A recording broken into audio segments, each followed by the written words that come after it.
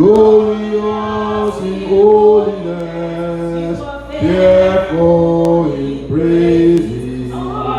Let's do His wonders, hallelujah.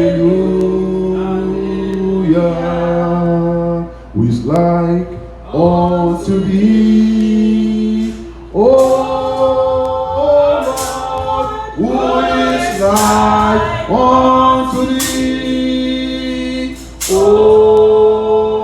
Lord, among the gods, who is like Thee, glorious in holiness, of fearful in praises, who is wonder, hallelujah.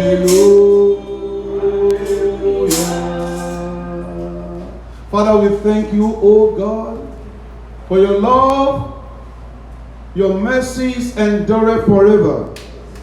Thank you, O God, for the people of God that you have called to be just men. We give you all the glory. Let your name alone be glorified.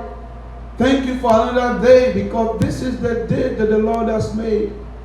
We shall rejoice and be glad in it. Father, we thank you for the opportunity that you have given us to be among the living. Father, we give you all the glory. We do not come in the power of our own, but we come in the name of the Lord of hosts. We want to thank you and exalt you, O Lord. Be thou exalted and magnified, O God.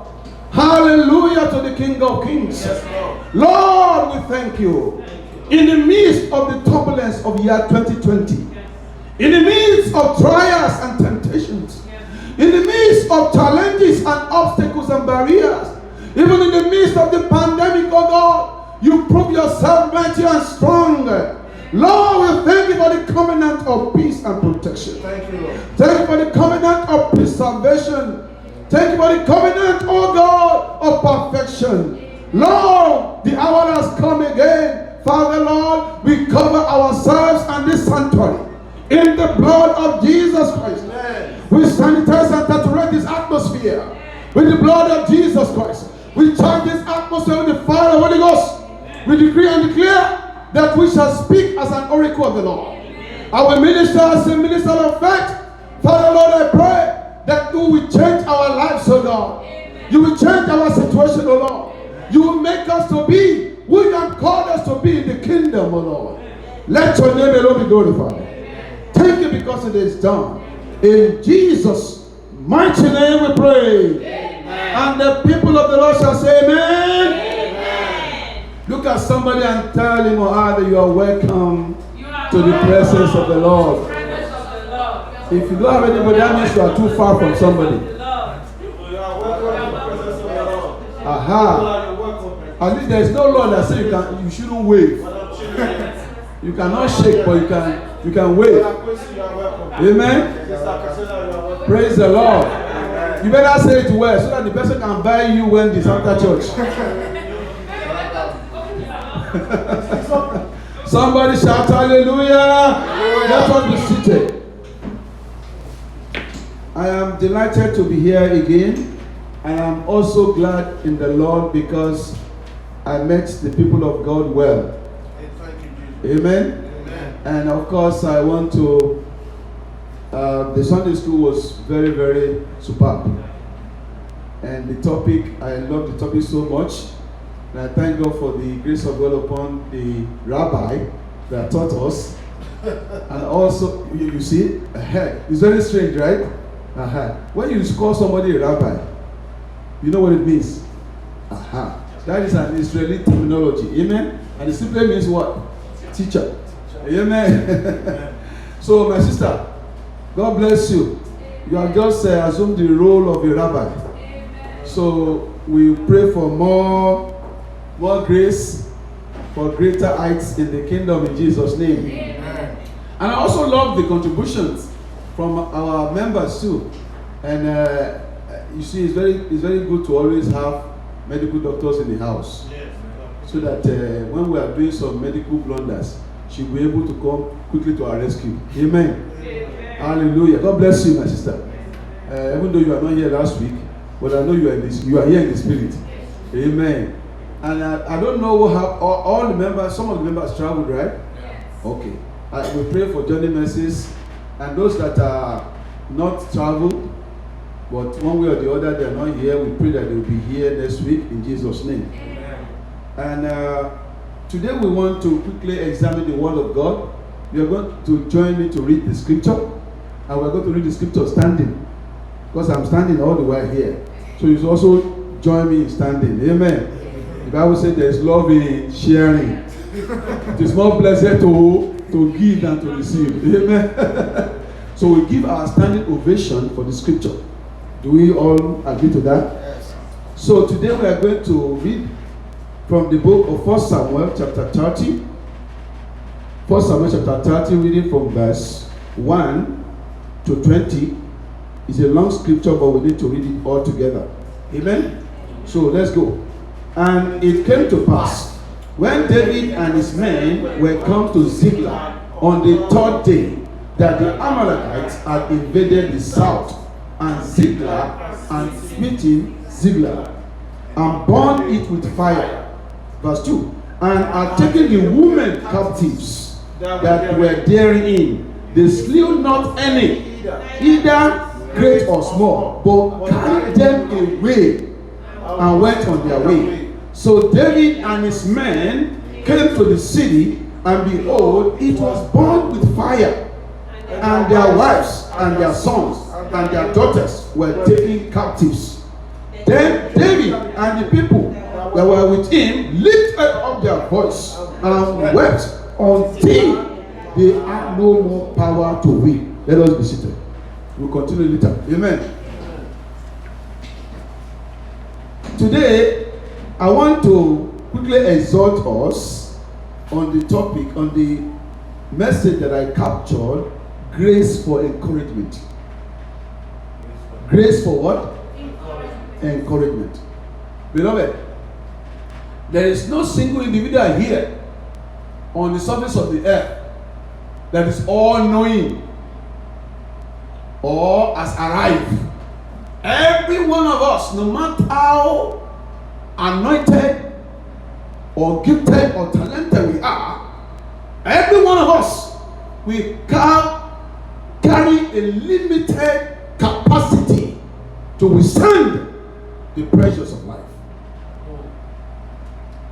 No matter how wise you are, like King Solomon, there will always be an enemy in the valley waiting for you there. No matter how old you are, like Methuselah, that lived 969 years on earth and gave birth to sons and daughters and died, there will always be something lying, waiting to challenge that individual. No matter how anointed you are, like Paul the apostle, there will always be a thorn in the flesh that is pricking you somewhere. No matter how close you are to Jesus, like Simon Peter, that stood on the day of Pentecost and preached, and in a single day 3,000 souls were won to the Lord. There will always be a time where you think that you need to betray Jesus Christ.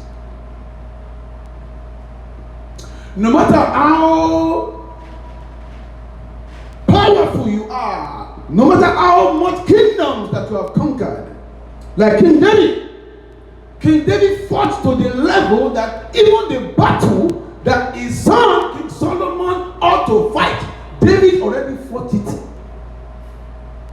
By the time King Solomon came, the Bible says Solomon did not fight a single battle. Because King David, his father, has fought all the battle.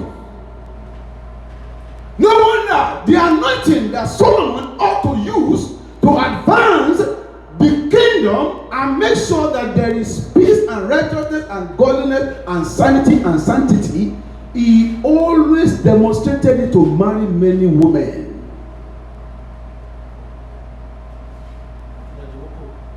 He even broke the record of his father. Now, beloved, be careful. When they say you look like your father or your mother, Especially if you look like your father or your mother and you talk the same way, there is every tendency that something may have been transferred to your DNA that is lying dormant. That was why when we saw the story of David, David had the problem with lust, yet he did not know it. When kings were going to battles, David was on the balcony taking a view and he saw a woman bathing naked.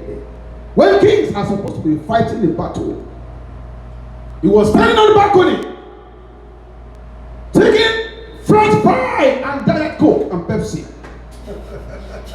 And lo and behold, Bathsheba came. Why was Bathsheba bathing naked at that particular time when kings are supposed to be going to battle? Because there is an enemy of the valley waiting for King David that David never knew.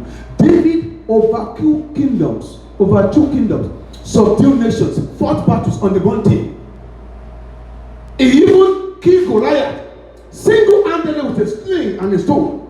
Cut off his head with the sword of that Goliath. Yet, David could not overcome lust in the valley. And on the balcony, David was now watching free porn. He didn't subscribe to any cable. It was free.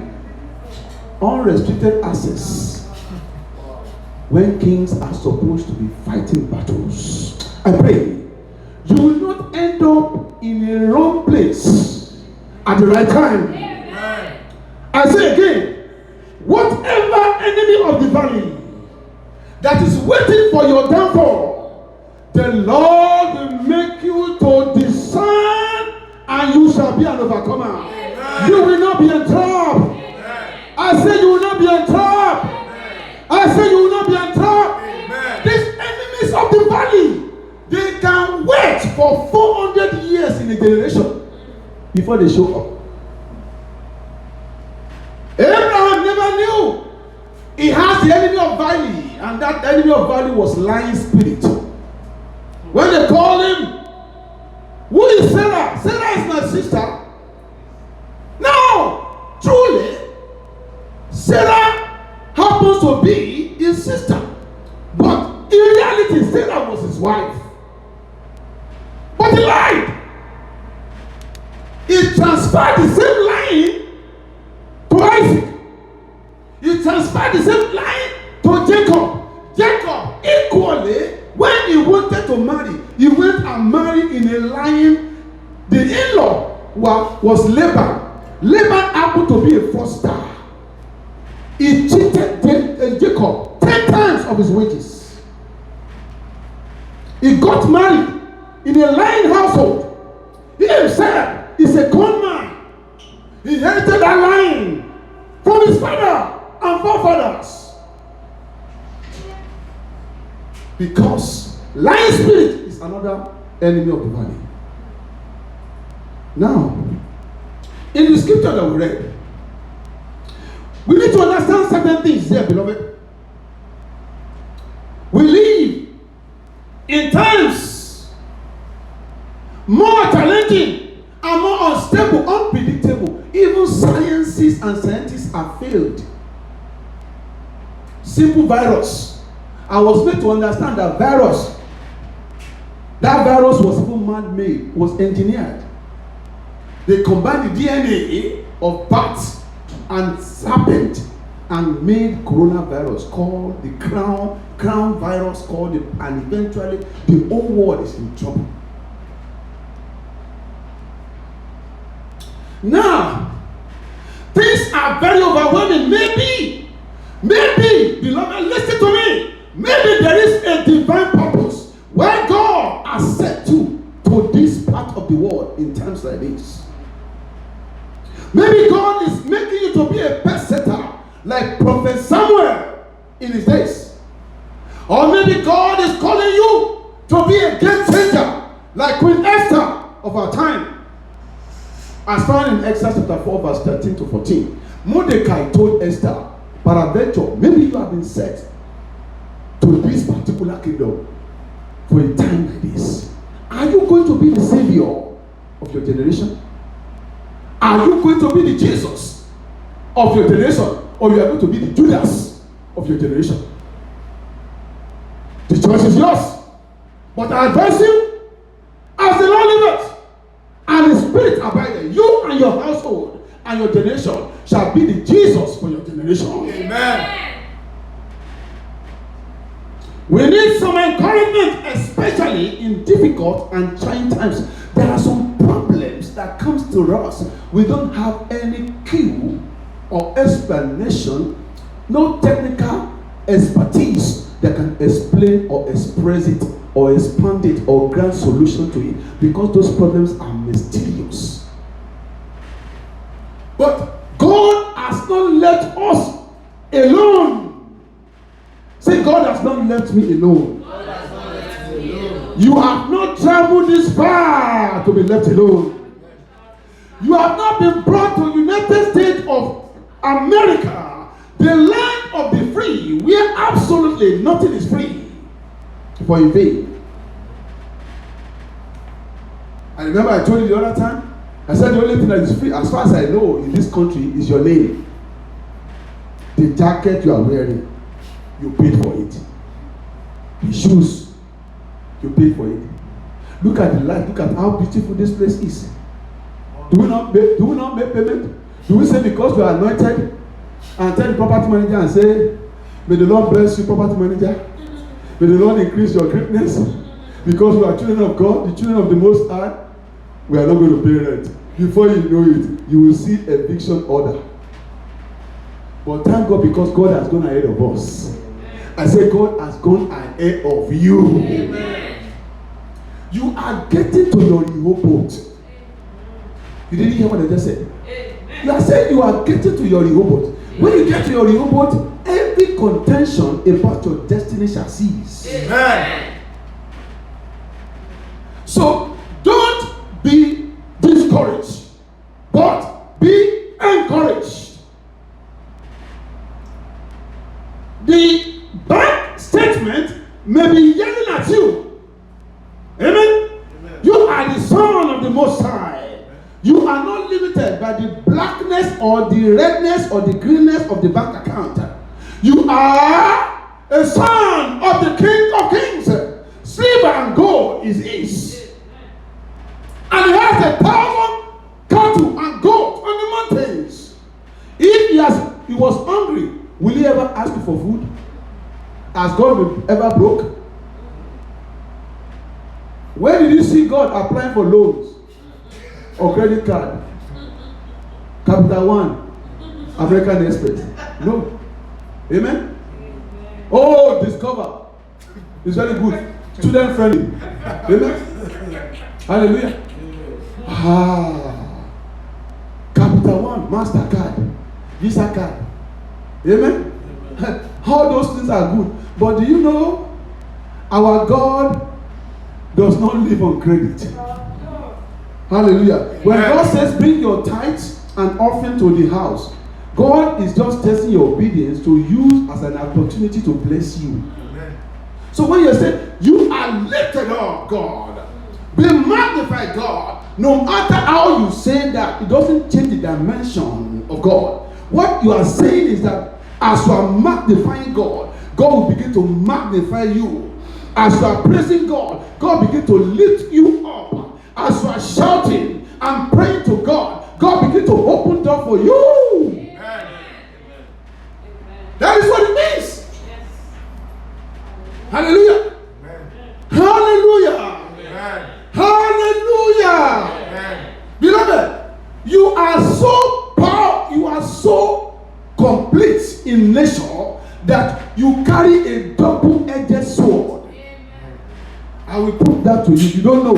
You just said amen. You know the scripture, you know the Bible. Then you know the book. Did you hear what I just said? You know the what? And you know the hallelujah. When you have somebody that is well informed that person can never be deformed. In Sunday school today, we just said something about it. Amen? Once you inform somebody, amen, that there is no way that person can be deformed.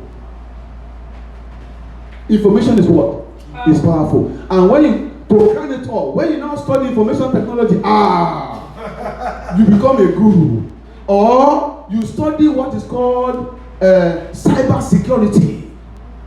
Amen? Or you study what is called forensic science. Amen?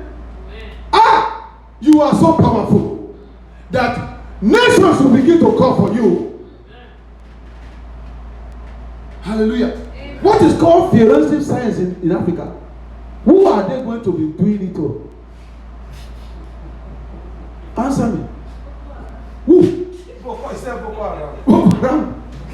But when you gather those knowledge here, you gather the knowledge of the scripture, tell me the devil that can contend with you.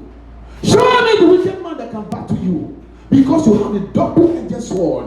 And I pray, as God is equipping you in this particular times and season, may you become the masterpiece of godliness. Amen. May you become the masterpiece of holiness and righteousness. Amen. Now, King David, when he confronted with this own predicament or dilemma, as the case may be, there are essentially 5 things that I want to mention. Number 1, it is okay to grieve. Tell your neighbor, it is okay to grieve. It's okay to grieve.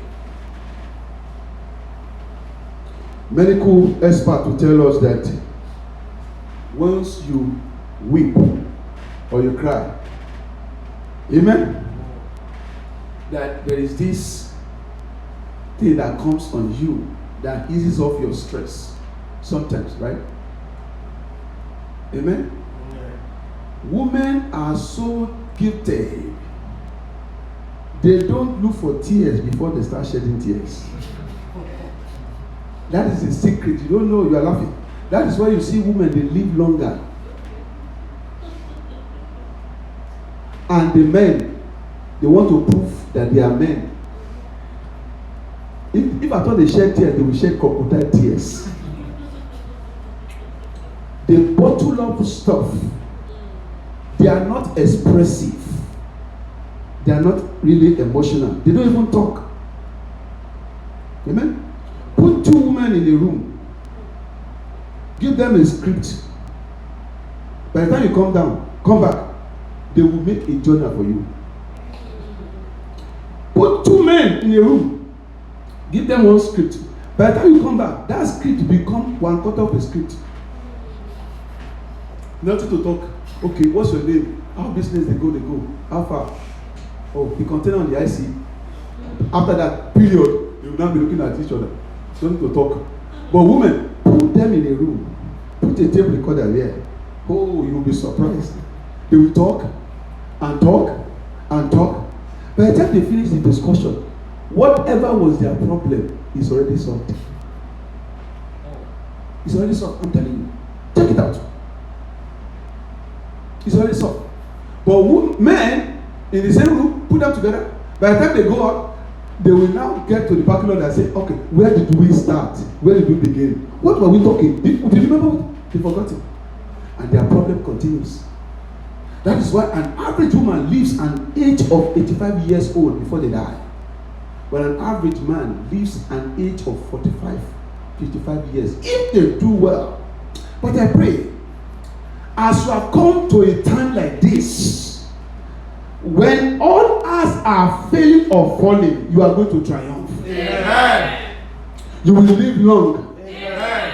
You will not die before your time. Amen. You will not die before your glory. Amen. You shall not become history in your lifetime. Amen. You will leave a legacy that your children will be benefiting. Amen. You shall be a divine celebrity. Amen. So it is okay to grieve, because Jesus Christ was a man of many sorrows. Was a man what? Of many sorrows. The Bible says something in Hebrews chapter 4 verse, put it on the screen. Hebrews chapter 4 from verse 14. The Bible is taking us about something here. Seeing then that we have a great what? That is passed unto the Heavens. Jesus, the Son of God. Let us hold fast our profession. Verse 15. What does it say? For we have, read it with me. For we have not And high priest. which cannot be touched with the feeling of our infirmities, but was in all points tempted as we are, yet Without sin. Verse 16. What is he asking us to do? Let us therefore Come boldly. come boldly to the throne of Grace. grace, that we may obtain what? Mercy. Mercy. And what? Find what? Grace and help in time of Need. that. Grace and help is nothing but encouragement. You can only get it knowing fully well that Jesus Christ has been there. Whatever you are passing through now, beloved, Jesus Christ has been what? He has been there. He has gone ahead of it. In fact, dead people are scared of dying. Jesus Christ, the first thing he did when he died was that he went to hell. Amen? He descended to hell and obtained the key from death and hell. He took the key, he conquered death. That thing that is making people to be feared, he conquered it then before he ascended. You will arise and shine. Amen. It's okay to grieve. Give room for empathy and sympathy by grieving. Don't bottle up. Don't what? Bottle up. Don't bottle up. You are not Coca-Cola. Neither are you Fanta. You hear me? You are an individual.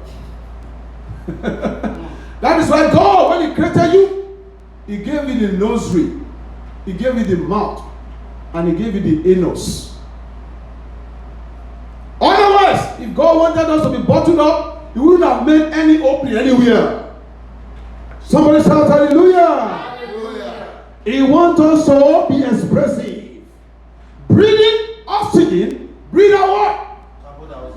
Talk and defecate after you must have finished your French fries And the chicken. and the chicken and the burger. Mess up the toilet, but make sure you flush the toilet and wash your hands. Men don't naturally wash their hands. That's another deep topic there. Oh my God. Yes, men naturally. She's there, she's a doctor. Go, just check it online, you will see. Men, nobody's looking. It just go out. Amen. But women, they will clean everything. My wife's always. Wipe everything. She's always disturbed. Oh, you see? They will wipe everything clean. Thank God for women. Men say thank God for women. Thank God for women. And thank God for men too. Yes. That is why God brought us together. Hallelujah. Amen. My wife happened to be, there was one time I just I went to the bathroom, I washed my hand, I even put hand sanitizer. I used soap and I put hand sanitizer, and I came out.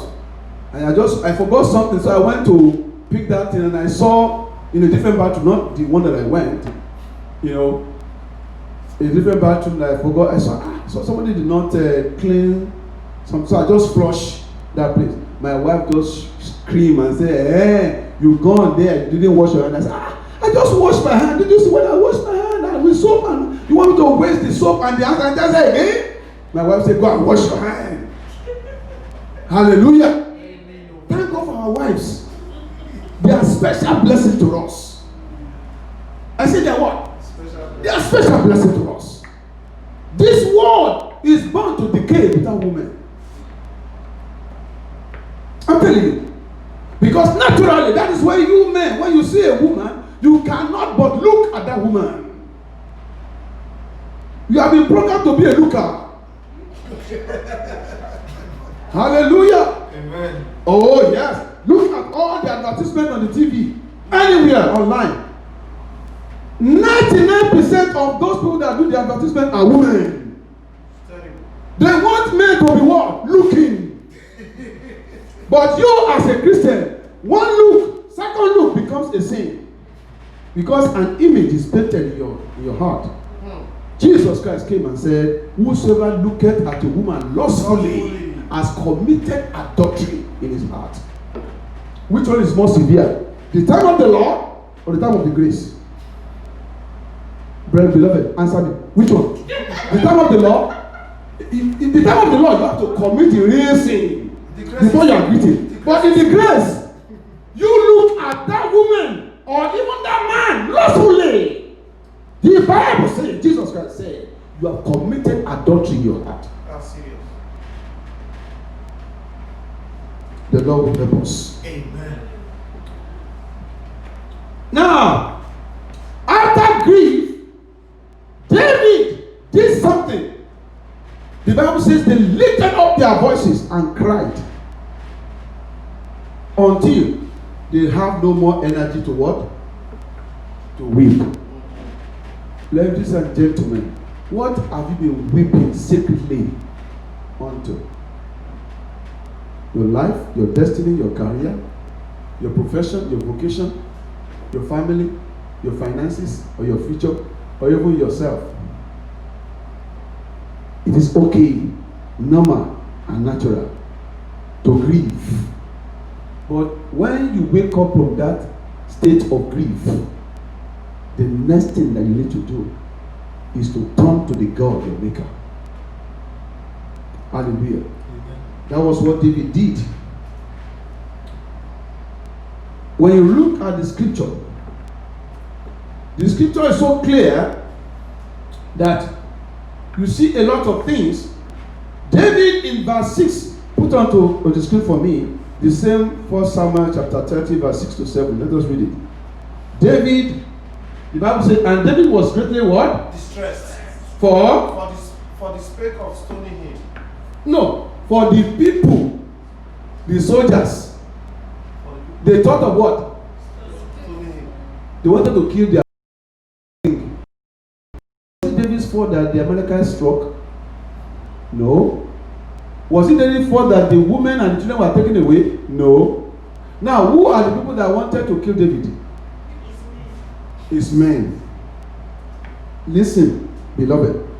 If the enemy within do not succeed in killing you, the enemy without can never. Look at Samson. The only tribe that succeeded in tying Samson were his people. The Philistines, all the time that they attempted, they couldn't. But his men, his people, tied him and handed him over to Philistine. I decree and declare, whoever has handed you over to an oppressor, today, the oppressor and the person that has handed you over to oppressor shall suffer the consequences. Amen.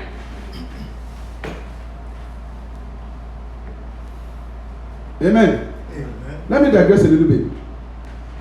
Eve enjoyed talking under the tree. I remember I told you the other time. Eve enjoyed what? Talking under the tree. And he was talking to the wrong guy. Hello? He was talking to the wrong guy. And he kept on talking until she was deceived. What happened was that she was deceived. Eve now gave her husband the fruit. The Bible says she stood with the man to make sure that the man ate the food. When he ate the food, their eyes were open. This is where I'm going. Eve was a good orator.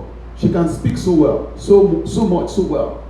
But do you know that the devil used that same gift of eloquence to trap the offspring of Eve? The Bible says that one day Cain talked with Abel on the way. Cain talked with Abel on the way. And Cain rose up and killed Abel. He used the gift of eloquence to trap his own brother and became the first murderer. I pray, whoever whoever or whatever want to use anything that God has given you to entrap you, I decree and declare that those powers shall fail in the name of Jesus. Amen. You will not be entrapped. You will not be entrapped. Look at it. Read it. Is that not scripture? The Bible says, and Cain what? Talk with Abel. What is the meaning of talk? Talking. Talk is talk. Right? Speech. Conversation. It seems so idle, like a teddy bear. Nothing is wrong in talking. But the Bible says that Cain used talking to entrap and lure his brother and kill him. You will not be entrapped. Amen. I say you will not be entrapped. Amen. You will not be entrapped. Amen. If you want to catch a monkey, don't throw pineapple at a monkey. Monkeys, naturally, they don't take pineapples. If you need to catch a monkey, what do you throw? Banana. Say banana. Woo! Monkey, before you know it, will go for it. I pray, whatever the enemy is dangling before you to entrap you shall fail today. Amen. The Lord will grant you wisdom. Amen. The Bible says, verse 7 of the same 1 Samuel 6 to 7, 36 to 7. Let's go back to that. And David said to Abiathar the priest, Ahimelech's son, I pray thee, bring me Ittai the ephod. And Abiathar brought Ittai the ephod to David. The ephod represents the word of God for instruction and for direction. Amen? Say amen to that. Amen. He equally inquired of the Lord, that is to say, he prayed to the Lord. And as we can see it, he asked the Lord, shall I pursue? What did the Lord say? Pursue, right? He's here. And David what? Inquired at the Lord, saying, read it now. Shall I what? Pursue. After this troop, shall I overtake them? And he answered him, pursue, for thou shalt surely overtake them, and without fail recover. That is a prophecy, right? But you know what? God did not tell him how it's going to happen. That is when we need encouragement. Amen? That is when we do what? Encouragement. You have the word, you know the book. Amen? But the only thing that can keep you going to your promised land is when you engage the principle of encouragement. The Bible says when they thought of killing David, David now encouraged himself in the... Nobody was there to encourage him. It is good when you see Sister Angela encouraging Sister Priscilla. Brother Ken encouraging Brother Chris. Amen? Brother Ebenezer encouraging... Am I saying the right name? Yes. Amen? You are very right. Amen. Amen. It is good when the pastor encourages members, right? It is good when I encourage you, but there will be a time, beloved. It's not a curse. You will have to encourage yourself in the Lord. Amen. You will have to encourage yourself in the Lord. I have been there several times. If you think you have arrived, let me tell you something. There are different categories of believers. The first category of believers, they are the VIPs. Say VIPs. VIPs. You all know what VIPs are. Amen. Very important. Say it down. Very important personality. Another category of people is what is called the IPs. Say IPs. Important personality. Amen. Then another category of people, they are the RIPs. The IRPs are two faces. The rest in pieces and the rest in peace. Hallelujah. Then the most important thing that God has called you and I to be is the WIPs. WIPs is the work in progress. Work in progress. Work in progress. Nobody has ever arrived. Nobody can preach the best sermon or preach the prayer whatever for you. Everybody, including the bishop and the pope, we are all work in progress. There is something somewhere hiding somewhere, that you are hiding from something or somebody. There is always a challenge that it is only you and God that you can wrestle, like Jacob wrestle that angel and said, I will not let you go unless you bless me. And at the end of the day, David went on limping, but he got the blessing. You are getting your own blessing. Amen. No matter what it takes, you are getting your own blessing. Amen. And look at what God did. As we are going in that story, this is about rounding up. As we are going in that story, the Bible says in verse 11, verse 12, let us read it. Verse 11 and 12. Let us read it together. And they found who? And the Egyptian in the field. And brought him to David. Yes. And gave him bread. And gave him what? And he did eat. And they made him drink water. I like that refreshing. They gave him what? They gave him bread and they gave him water. And in Sunday school today, you mentioned something about, was it wine or? Yes. Yes. Wine and? Wine. I love that. Now, they just met an Egyptian. They didn't bypass that Egyptian. They didn't snub that Egyptian. If they bypass that Egyptian, if they snub that Egyptian, the prophecy that was given them that they shall surely pursue, overtake, and recover all without fail will have been nullified. That is how God operates, beloved. There are some people that are strategically positioned on your path every day. You see them, you meet them. On the grocery store, you meet them. Sometimes we snub them because they don't fall into our own category of people. We are so holy. Holy. Oh, holy. Holy. When God has sent somebody that you are supposed to attend to, because you have a particular picture in your mind, and you just walk away from your miracle. They saw an Egyptian. The Egyptian was sick. He was abandoned. He was a slave, left to die because he got sick. Amen. But David stopped, gave him bread, gave him water.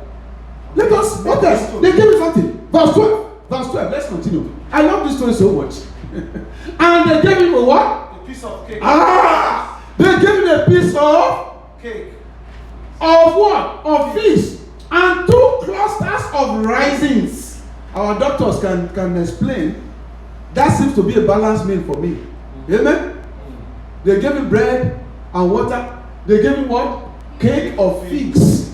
Not the kind of Western cake that we normally eat here. This is fig cake. Fig cakes. Amen? And they gave him what? Clusters of raisins. Clusters, not single one. The one you buy at Walmart or Sam's Club. No, this one is cluster. Say cluster. Cluster. God is going to give you a clustered miracle. Amen. You know cluster. When you talk of clusters in the Bible, it's a different topic entirely. Amen. When you're talking of clusters, 2 people will carry a single cluster. In some places. Amen. When the spy was sent to spy Jericho, Canaan land rather, the Bible says when they were coming, they carried the clusters of fruit on their shoulder. 2 men carry a single cluster. So you can imagine, the Bible says they gave him what? 2 clusters of raisin. They must have a lot of patience for the sick man to eat the bread, drink the water. Are you following me? Yes. To eat the bread, to drink the water, and to eat the piece of cakes, and to eat 2 clusters of what? Raisin. When he finished, he had eaten. The Bible says the Spirit came to him, and he had eaten no bread, nor drunk any water 3 days and 3 nights. Now let me tell you something. Prophecy, hospitality. Prophecy minus hospitality equals futility.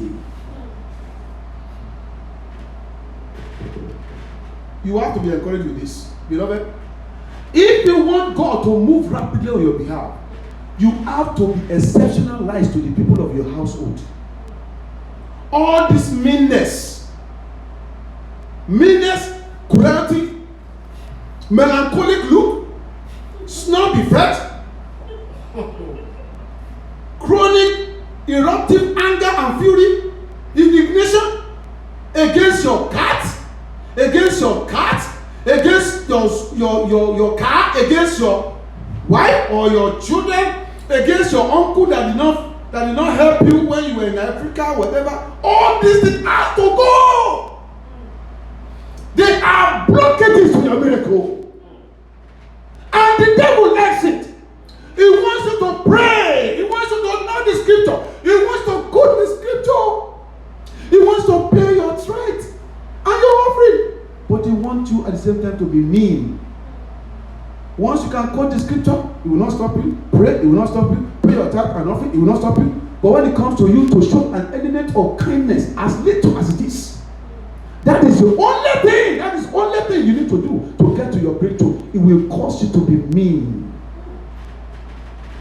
And many people, they come to church, they pay their tithes, they are all over the place. Amen. They can give themselves to the things of the kingdom. But you see this anger in their belly.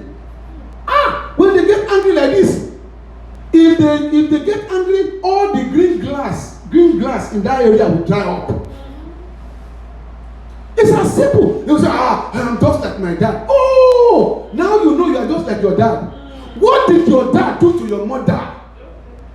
What did your mother do to your dad?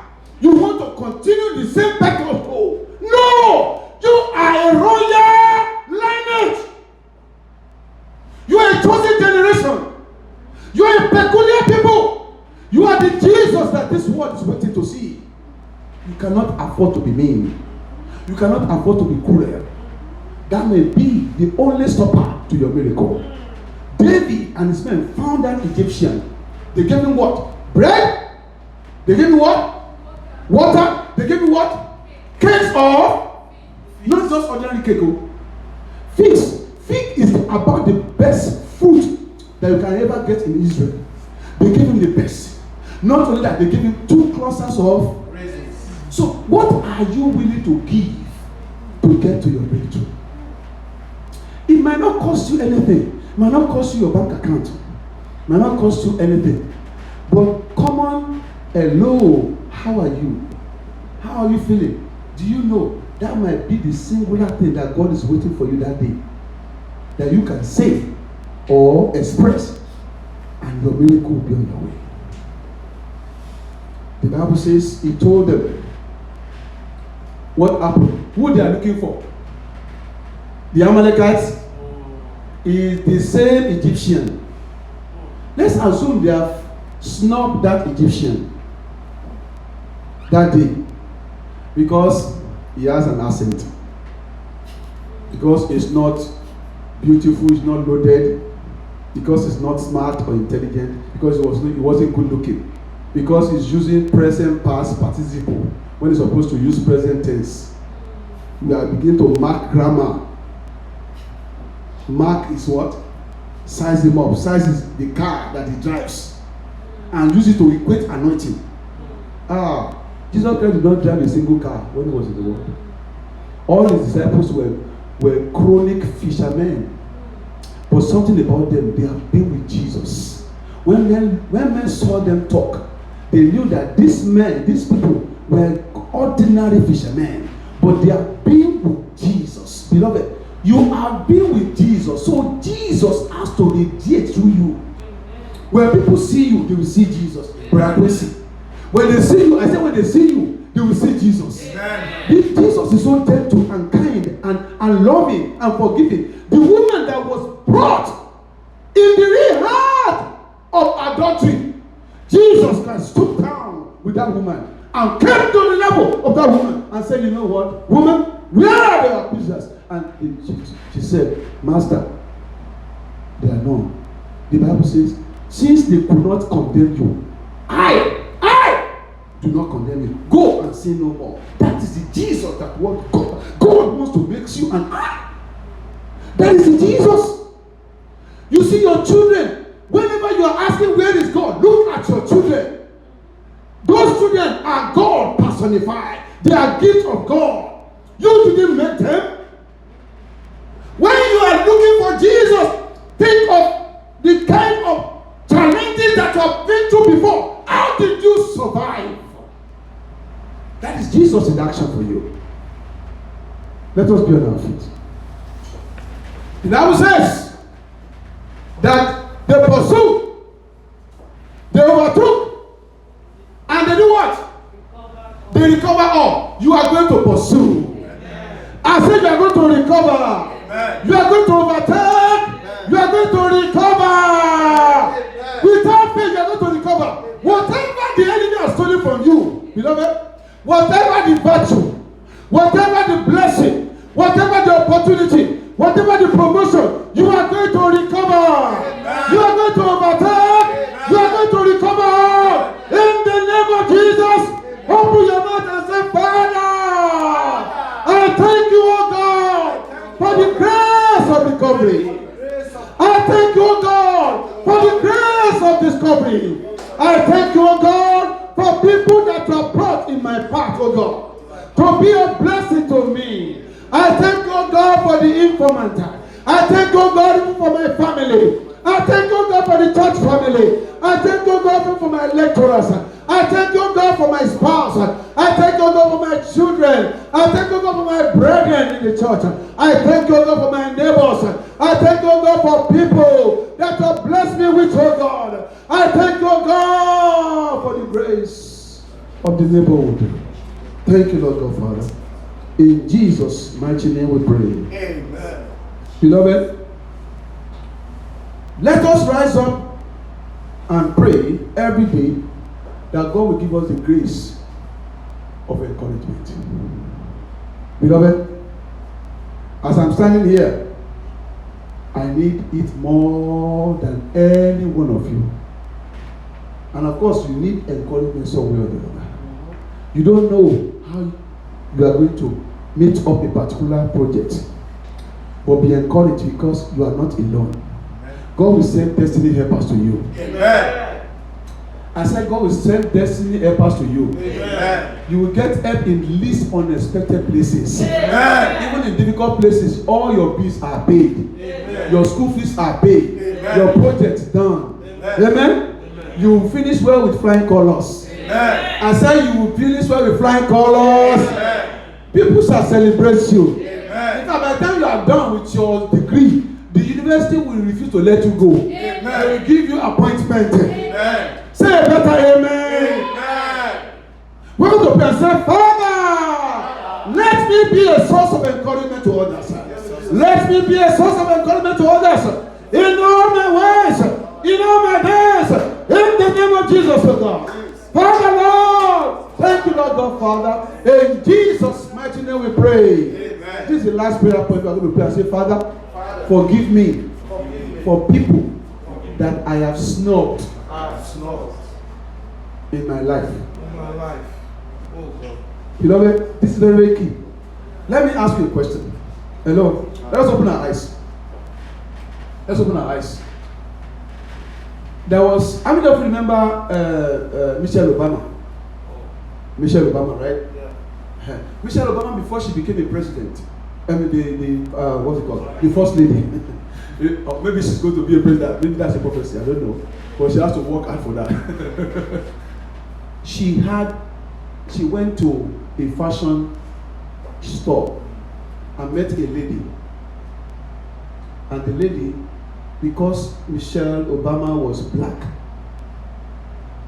the lady snubbed Michelle Obama. She snubbed her. Michelle Obama was so ashamed. She took it up and went away. Amen? Now, when she now became first lady, the same woman that snubbed Michelle Obama now came to White House to apply to be the fashion designer. For who? For who? For the first lady. But you know what? I don't know what happened, but this is what she said. She did. She told the protocol officer that she doesn't want to see that lady.